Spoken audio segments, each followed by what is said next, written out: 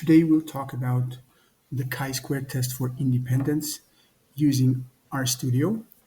For this, we'll generate a small data frame with gender and city, and then we'll show some descriptive statistics relevant to this data frame we created, and then eventually we'll run the test and we'll be able to interpret the results. So let's begin. At first, we need to start with loading the library in the library tidyverse. Most of the chance that you have it, but if you don't have it, you can use install packages to install it on your R machine. Then we need to generate the gender variable. This is how it's generated. We need to do the same with city, and we need to wrap them both together with data. This is how the data effectively looks like. It has both genders and both cities, right? And then we need to, we want to see a further look of the results we have, a further look of the data we have created.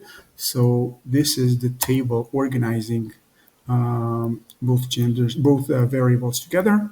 We can see we have 28 females in Lisbon and 12 males. We have 117 females in London and 62 males. We have 83 females in New York and 51 males. And we have 165 females in Prague and 82 males. And now we want to generate the ggplot, bar plot depicting this. So this is the ggplot. We can see the same results, only illustrated with a plot. Now we want to run the chi-square test. So for this, we need to use this function chisq.test. And we need to use the two arguments, the two variables we're actually investigating for the arguments of the function. So we can use the data when it's unsorted, when it's not sorted as a table, but just plain raw data. And this is the result. We can see that we have, this is the data. We have the chi-square value, which is 1.29.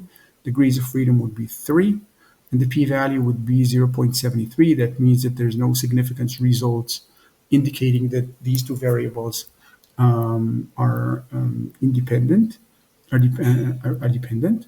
And we can also use the very same test only for the data when it's already staffed into a table. So this is the very same table that we saw before, only now we have this table analyzed through a chi-square test, and the results obviously naturally are the same.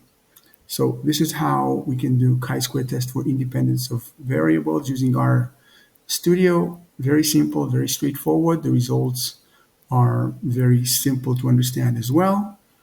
And that's it for today.